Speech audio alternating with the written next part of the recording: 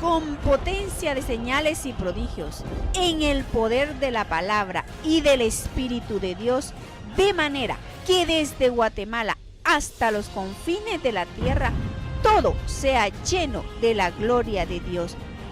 Este es su programa Mujer Idónea. Bienvenidos. Porque a veces no sabemos por qué no nos lo da, pero Él siempre tiene una razón para no hacerlo. Amado Padre, te bendecimos especialmente este día, Señor, que estamos recordando tu resurrección. La resurrección, Señor, que significan las primicias, porque fuiste el primogénito de todas las cosas. Por eso te bendecimos, Padre, y te doy gracias a Dios por toda tu presencia, amado Jesús, en nuestra vida, porque tú, Jesús, viniste a la tierra con un propósito maravilloso, que es poner en libertad a los oprimidos, sanar a los enfermos, poner en libertad a todos los que están cautivos, Padre. Yo por eso te doy gracias. Te pido que este día hagas una obra maravillosa de amor, como siempre, una obra de gran misericordia con todos los que estamos aquí, Señor. Amén. Podemos sentarnos. Dice, mis hermanos, que por ejemplo, si se define la palabra primicias, significa la promesa que vendrá. ¿Por qué la promesa que vendrá? Porque vamos a leer ahora Levítico 23, del 4 al 11. Levítico 23, del 4 al 11. Levítico 23, 4. Sí, al 11.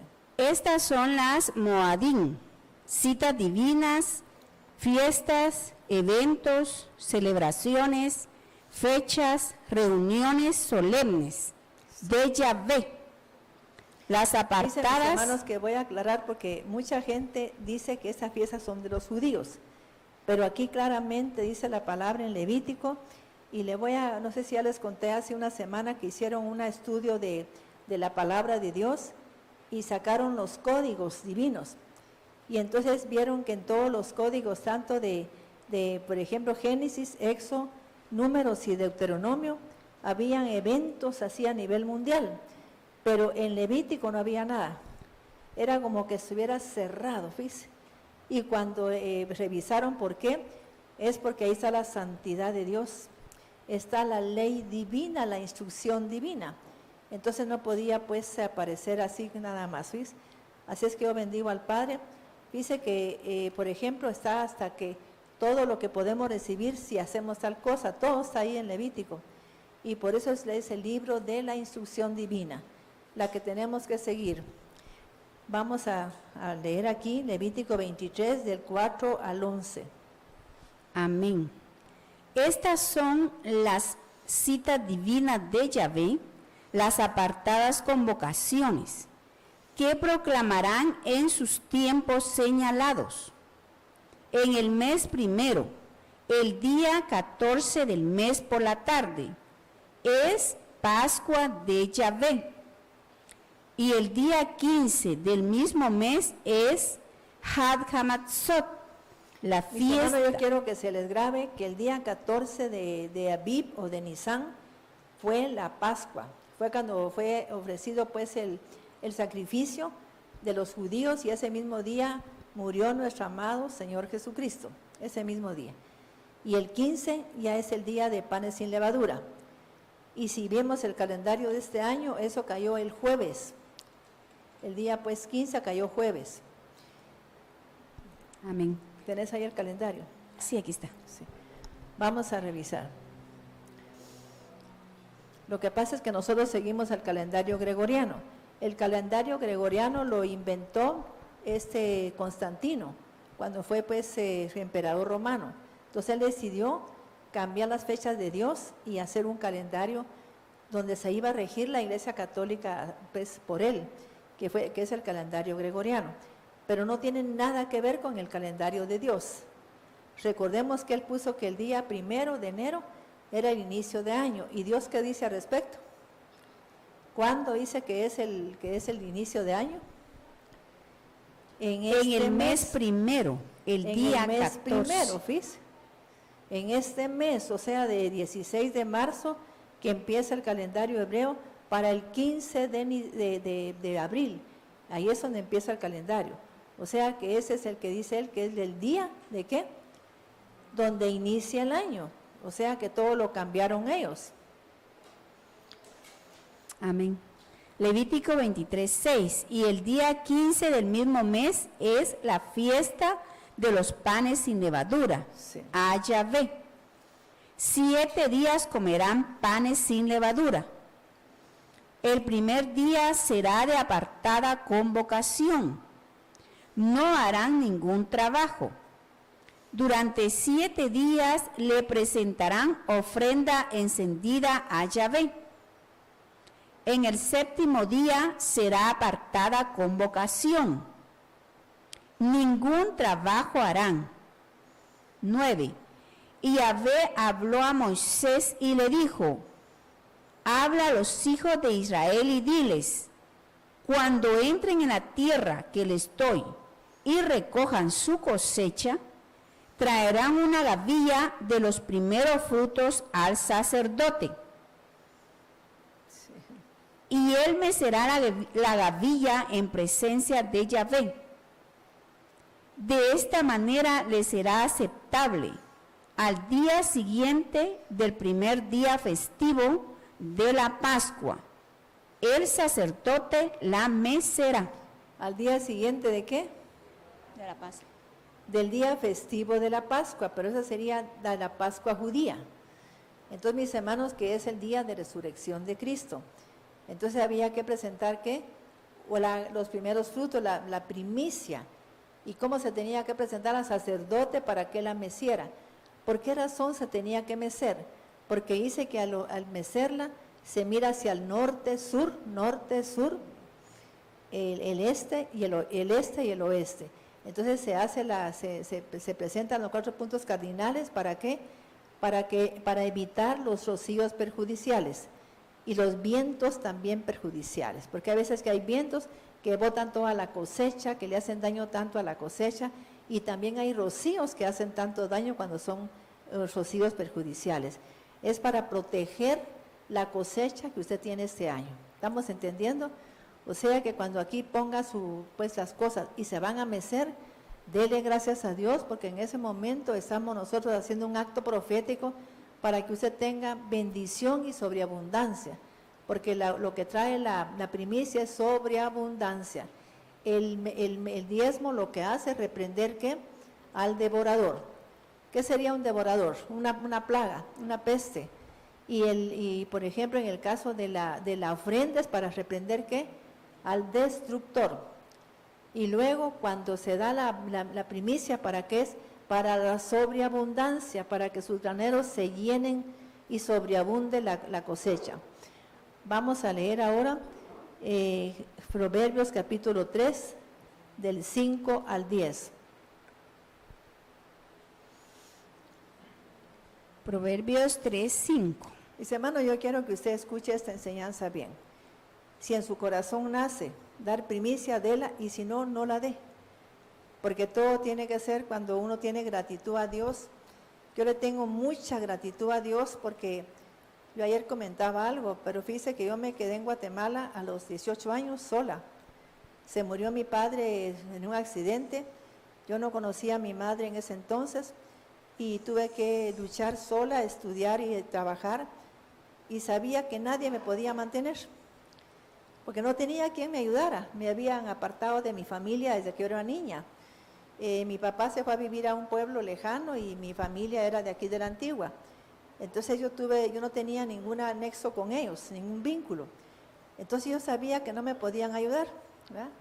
Y entonces fíjese que por eso tuve la idea de estar ahorrando y ahorrando y ahorrando por cualquier eventualidad, y que sí fue la forma en que Dios usó para que yo llegara pues a tener cierta comodidad como la tengo ahora.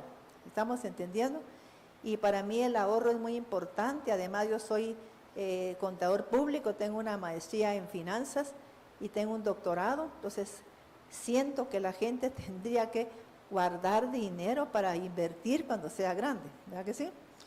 O sea que tenemos que aprender todo eso, no malgastar todo el dinero. Yo nunca me lo malgasté. hasta la fecha no me malgasto el dinero, porque me ha costado bastante hacerlo. Así es como la gente tiene dinero, si no, no, porque de poquito en poquito se va acumulando cuando siente. En un banco tiene bastante dinero. No es que yo saber cuánto ganaba, no, sino que simplemente supe invertir el dinero, y también el del Señor yo lo sé invertir. Proverbios 3:5. Fíate de Yahvé de todo tu corazón y no te apoyes en tu propia prudencia. Reconócelo en todos tus caminos. Mis hermanos, que quiero que comprenda mucho esto. Yo estudio mucho el pensamiento hebreo porque Jesús era judío. Entonces lo que quiere decir es que usted no se fíe en su inteligencia. Mis hermanos, la inteligencia nuestra, a la par de la inteligencia divina, es tan corta, es tan poquita. A veces uno se cree tan inteligente, pero a la par de la inteligencia divina, es poca la inteligencia que tenemos, ¿verdad que es cierto? Sino que usted apóyese en que todo lo que le pasa es para su bien, toditito.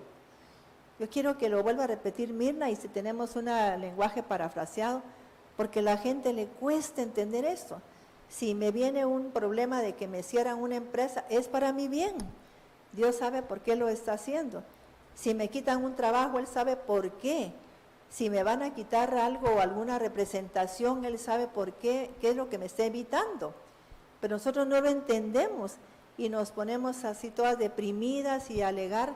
Y cuando empezamos a estar alegando, ahí viene la tragedia, ¿mí? Porque tenemos que agradecerle a Dios por todo, porque es una intervención del cielo, ¿me comprende? Yo sé lo que le digo porque yo pasé por todo eso, y era una intervención divina la que Dios estaba teniendo conmigo. El accidente que te pasó, el Señor te está hablando, algo te quiere enseñar, algo te quiso decir, y si tú lo aprendes la lección, ya no te va a volver a suceder, nunca más, fíjate, ¿verdad que es cierto? O sea que todo lo que nos pasa es para aprender lecciones. Y si yo la aprendí, pero si vuelvo a cometer el mismo error, ahí me viene más duro. Es todo para nuestro bien. Proverbios 3:5, lenguaje actual. Pon toda tu confianza en Dios y no en lo mucho que sabes. Sí. Toma en cuenta a Dios en todas tus acciones y Él te ayudará en todo.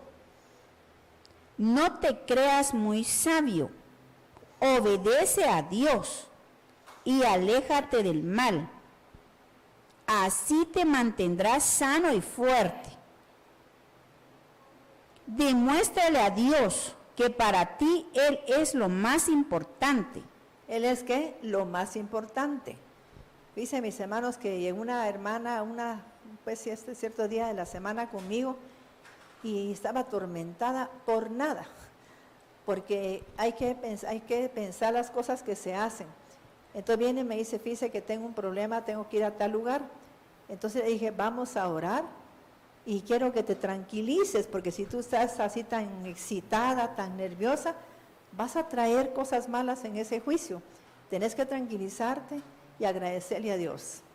Y mandamos palabra para ese lugar, y exactamente la palabra que se envió, así se sucedió.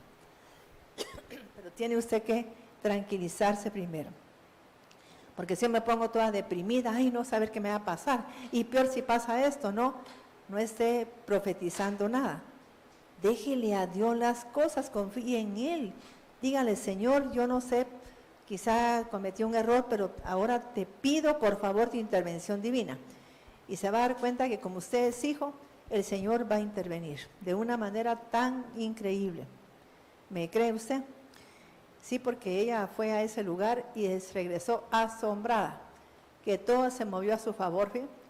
Porque ahí estaba su Padre interviniendo. No estamos solos, hermanos, tenemos un Padre amoroso, un Padre que si cometemos errores y lo reconocemos, Él ahí está interviniendo. ¿Verdad que es maravilloso? Proverbios 7:3-9. Demuéstrale a Dios que para ti Él es lo más importante.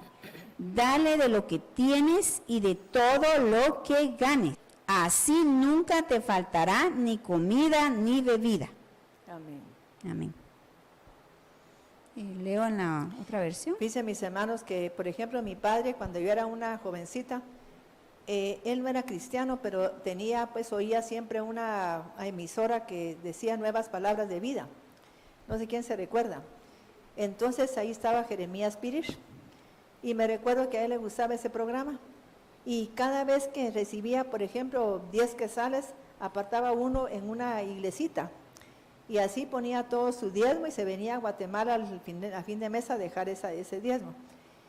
Y entonces, mis hermanos, yo miro por qué es que sus hijos no pasamos penas. Ahora somos 3 hermanas y las 3 estamos muy, muy bien. Y mi mamá, pues se recibía su jubilación como comadrona y enfermera graduada y nunca nos ha faltado nada a las 3. O sea que uno de hijo alcanza la bendición cuando un padre pone a Dios como el primer orden y lo ama dándole de lo mucho que le da. Porque recordemos que ¿quién nos da el poder para producir riquezas? Dios. Él nos puede dar y nos puede quitar. Así es que Él es el que te da el poder para producir riquezas. Y si tú le estás dando, te blinda tu vida para que no te pase nada. Reina Valera, Proverbios 3:5. Fíate de Dios de todo tu corazón y no te apoyes en tu propia prudencia. Reconócelo en todos tus caminos y Él enderezará tus veredas. ¿Estamos entendiendo? Dígale, Señor, yo reconozco que no te tomé en cuenta. Por favor, ahora te pido tu intervención y Él va a enderezar lo malo que se hizo. El juicio que tenga usted, pero esté mal enderezado, Él lo va a corregir. Porque Él va a influenciar en la decisión de cualquier persona. Pero cuando usted se da cuenta que realmente, como dicen, cometió un error. Tenemos un Padre tan excelente, tan increíblemente poderoso. Amén. Vamos a leer ahora Ezequiel 44, del 29 al 30. Ezequiel 44, 29. Sí. La ofrenda y la expiación y el sacrificio por el pecado comerán, y toda cosa consagrada en Israel será de ellos. Y las primicias de todos los primeros frutos de todo, y toda ofrenda de todo lo que se presente, de todas vuestras ofrendas, serán de los sacerdotes. Asimismo, Lamentablemente, ¿para quién dice que es eso? para el sacerdote. El sacerdote, ese es el problema de la gente, que dirá, entonces con razón ella tiene sus centavitos, no, porque también uno como hijo de Dios los invierte cuando se necesita en la iglesia. Amén. Pero aquí Dios habla claramente, porque la gente a veces piensa que uno no trabaja. Yo, pues cuando estaba en la empresa trabajaba así en el día. Ahora vengo a predicar en el día y en la noche a las 6 de la mañana soy sentada pidiéndole al Espíritu Santo que me ilumine qué voy a decir. O sea, llámeme a las 4 de la mañana, yo soy sentada y le contesto el teléfono como que estuviera bien despierta. ¿Por qué? Porque tengo tiempo para estar con el Señor y a las 6 de la mañana ya salgo yo pues a caminar un poquito y ya empieza mi día. Pero yo a mis hermanos les bendigo a Dios porque eso es lo que ha hecho Dios conmigo, por tener esa comunión con Él, que me puede decir cosas que quizá otra persona no las conozca. Vamos a revisar ahora, mis hermanos, Levítico 23, que en la Biblia Emet. Vamos a ver la Emet, que es una Biblia totalmente hebreo, arameo. Levítico 23, del 9 al 11 y después al 20. Y números 28, 26.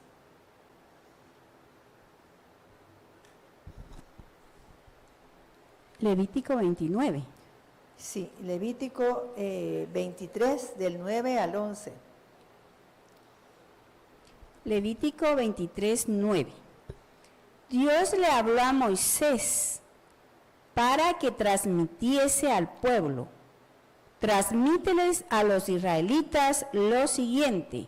Diles, cuando ingresen a la tierra que les entregaré y recojan la cosecha de ella, deberán entregar al sacerdote una medida de cebada de la primera siega, deberán mecer la ofrenda de la medida ante Dios para que sea aceptable en favor de ustedes. El día posterior al primer día de la Pascua deberán mecerla. El día que hacen la ofrenda de mecimiento de la medida, deberán sacrificar un cordero en su primer año de vida, sin defecto, como ofrenda a Dios. Y su ofrenda de harina serán 2 décimas de semola mezclada con aceite como ofrenda de fuego a Dios, de aroma agradable. Y su ofrenda de vino será la 4ª parte de un hin.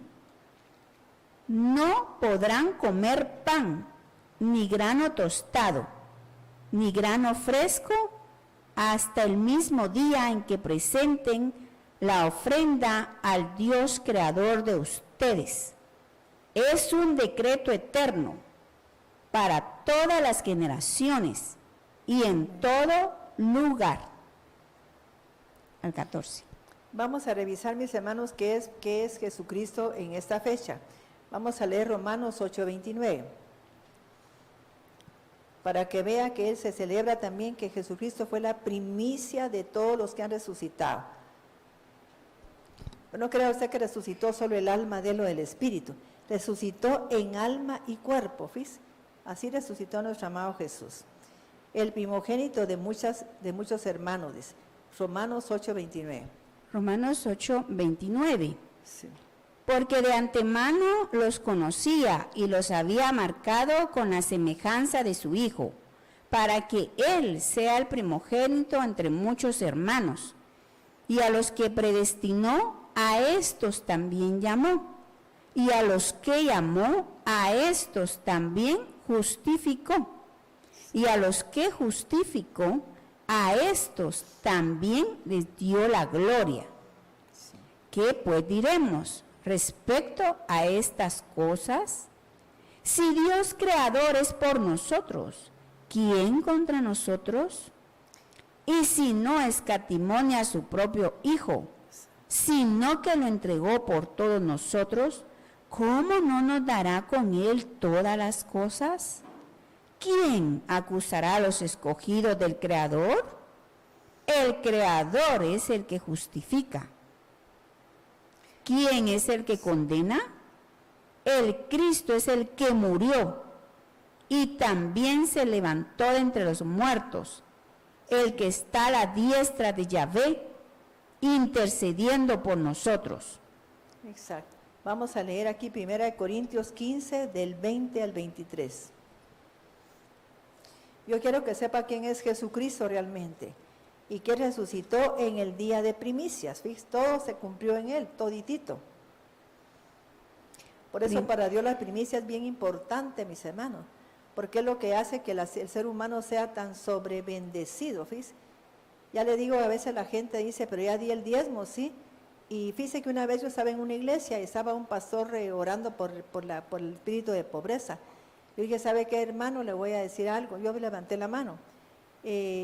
La Biblia no dice que usted ore por la pobreza de alguien. Dice que usted les diga que tienen que diezmar para que Dios reprenda al devorador. Dios lo reprende, no usted, sino que el que lo va a reprender es Dios. Así es que si usted lo hace, está tomando el lugar de Dios. Y el varón se puso así todo nervioso y me dijo, tiene razón, sierva, tiene razón. Le pido perdón a Dios, dijo, ¿ves? Porque es cierto. Yo dije, usted tiene que aprender que es Dios el que reprende al devorador, no usted. Entonces, cuando Dios lo reprende, se tiene que ir rápido y solamente pone el diezmo a la gente y está reprendido el devorador. ¿Es cierto o no? 1 Corintios 15:20. Mas ahora Cristo ha resucitado de los muertos, primicia de los que durmieron es hecho, porque por cuanto la muerte entró por un hombre, también por un hombre resurrección de los muertos. Mis hermanos, esta es la fe que tenemos que tener, que si nosotros sabemos que Él fue la primicia de los resucitados, nosotros vamos a resucitar en el postrer día, ¿no? Vamos a resucitar nosotros también. Si no nos dijera esto el apóstol Pablo, pues vana sería nuestra fe, pensando que vamos a resucitar, y es falso. Y aquí claramente el apóstol Pablo habla en 1 Corintios 15, 20, 23, que somos ¿qué? Primicias. Primicias de los resucitados, ¿eh? Amén. 1 Corintios 15, 21. Porque por cuanto la muerte entró por un hombre, también por un hombre la resurrección de los muertos. Porque así como en Adán todos mueren, también en Cristo todos serán vivificados. 23. Cada uno en su debido orden. Cristo, las primicias.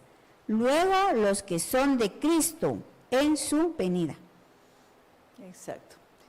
Mis hermanos, fíjense que, por ejemplo, mucha gente piensa pues que cuando dice, si mi papá se murió, su papá no se murió, y su esposo fíjense que ya murió, no, si eran hijos de Dios no ha muerto, está durmiendo, esperando la resurrección. O sea que no está muerta la gente que murió en Cristo, sino que está esperando la resurrección. O sea que en el momento que la trompeta suene, que es en el día de Yom Teruah, en ese día va a resucitar juntamente con Cristo. Vamos a leer Colosenses 1:18, 1:15 y después 18. Estoy explicando, mis hermanos, lo importante de la primicia para Dios, porque Cristo es primicia de todo. Colosenses 1:15. Sí. Él es la imagen del Dios invisible, el primogénito de toda creación. Sí. 18. Y Él es la cabeza del cuerpo, que es la iglesia, el que es el principio, el primogénito de entre los muertos, para que en todo tenga la preeminencia. ¿Y por qué dice la Biblia que es el primogénito de toda creación? Para comprobarlo vamos a ir a Juan capítulo 1, del versículo 1 en adelante. Y vamos a leerlo en el Código Real, parece, ¿verdad? Vamos a leer. Se va a dar cuenta qué hermoso entender que en el principio era la Torah, porque Cristo es la palabra de Dios. Y el verbo se hace carne. ¿Cómo se hace carne? Cuando lo pronunciamos. Por eso la gente para recibir un milagro tiene que pronunciarlo. No pronunciar lo contrario, no estarse quejando ni estar alegando, sino que pronunciar lo que yo quiero obtener en la vida. Gracias, Padre, por la bendición que me das diaria. Gracias, Padre, por esa gran sanidad que pones en mi cuerpo. Pero si estoy hablando de la enfermedad y estoy pendiente de la enfermedad y visitando médicos, no estoy creyendo en Dios. Estoy creyendo en que soy enfermo. Pero si yo quiero sanar, tengo que creer en el poder que es Cristo, que es en mi boca. Porque en mi boca está el milagro. Vamos a leer allí. Juan 1:1, versión Código Real. Desde un principio era Dabar del Creador. ¿Sabe qué es Dabar? La manifestación de Dios. Imagínese qué cosa más linda, que cuando se habla se manifiesta la presencia de Dios. Y supóngase que usted dice, soy sano. ¿Qué presencia va ahí incluida en esa palabra? ¿Quién es el que nos vino a sanar? Cristo. Entonces estoy hablando, la palabra de Cristo es el verbo y se va a hacer carne en mí porque va a entrar en mí esa palabra a sanarme. Porque Él es el verbo que se hace carne, ¿ve? Se hace como que entra en mí y me transforma de enferma en sana. Pero si yo vivo pensando sobre todo el día en que soy enferma, en que saber qué me va a pasar, en que ya mi hija se va a morir, en que mi hijo se va a morir, yo misma lo estoy matando. Tengo que darle gracias al Padre porque me está sanando. Soy sana. Gracias, Padre, por tu sanidad. Por las llagas de Cristo yo soy sana porque Cristo murió por mí para darme vida. Entonces todo puede cambiar, pero si yo estoy con la mente ahí pues cerrada de que es una enfermedad grave, así va a ser. porque tal como el hombre piensa en su corazón, así le sucede. Amén. Davar, hebreo para palabra, indicando lo que está en la mente y en el pensamiento del Eterno, Sí. es decir, sus propósitos o planes. Davar forma parte intrínseca de la naturaleza misma del Eterno y es O sea visto. que la palabra, ¿qué? Es la misma naturaleza de Dios. ¿Estamos entendiendo? El dabar, que es la palabra, es la misma naturaleza divina. Entonces, cuando la gente dice la palabra, mis hermanos, yo le ruego a Dios, porque cuando yo pues era joven decía, yo no me voy a casar con un hombre que tome. No me gusta un hombre que tome porque tuve problemas en mi casa por eso. Entonces yo quiero un hombre que no tenga vicios. Y con el que me casé no tenía ningún vicio, porque yo se lo pedí a Dios así. Hay mujeres y hombres que le echan la culpa a Dios, es que por qué me casé con esa mujer, pero nunca le pidió a Dios a alguien que iba a cambiar su historia. ¿Es cierto o no? Sino que como dice, lo que caiga, va. Pero no podemos vivir así, sino que tenemos que pensar, pues, ¿qué es lo que a mí me hizo daño en mi hogar? Me hizo daño un temperamento, pues, ¿cómo decir?, iracundo, y una persona que tenía esa debilidad. Entonces eso fue destructivo para mí, no podía yo meterme en eso mismo. Yo dije, no me caso si no encuentro un hombre así, y lo encontré. Gracias a Dios. Amén. Davar forma parte intrínseca de la naturaleza misma del Eterno y es visto como una extensión de Él mismo, de su O sea, que el voluntad. mismo Dios está en su palabra, dice el mismo Dios. Amén. Entonces, ¿qué más puedo yo pedirle a Dios? Y Él vino a sanar, a liberar, a transformar, y si usted le pide a Dios y lo decreta que está sano, tiene que, la presencia de Dios entra en usted o en su hijo y lo va a sanar. O sea que el doctor Chon, me recuerdo que una vez una señora le dijo, fíjese doctor, que yo tengo una hija que se mantiene metiéndose con hombres casados, que se va a prostituir. Entonces le dice, ¿y usted en qué piensa en eso? Pues entonces si sigue pensando así, su hija no va a cambiar.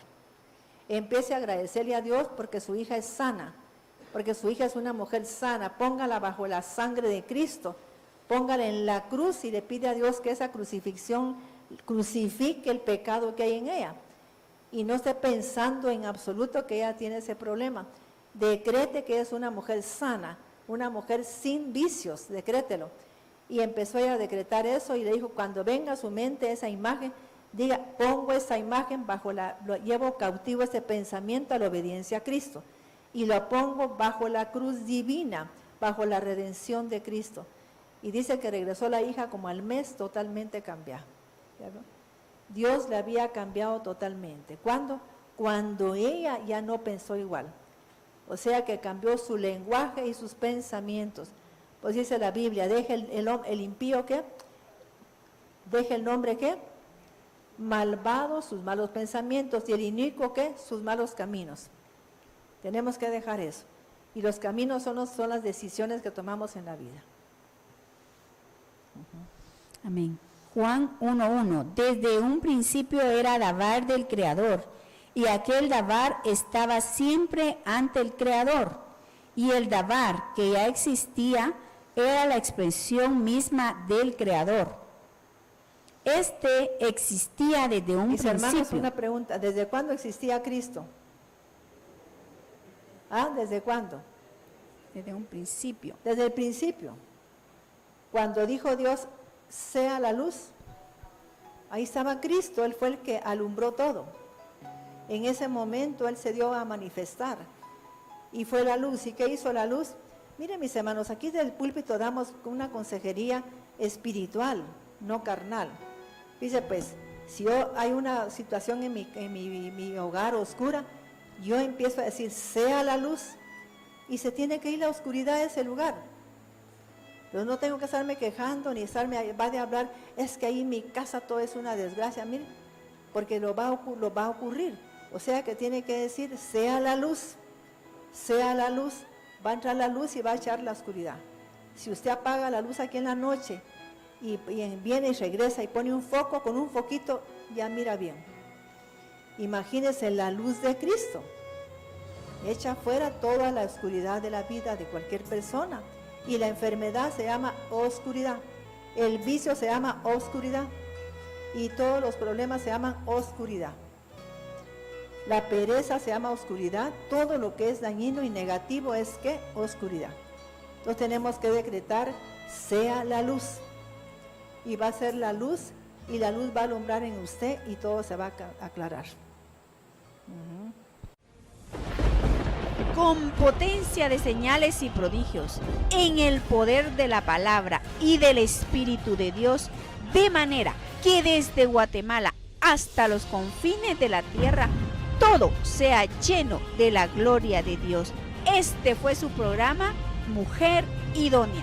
Gracias por sintonizarnos. Lo esperamos en el próximo programa con doctora Maite de Cuevas.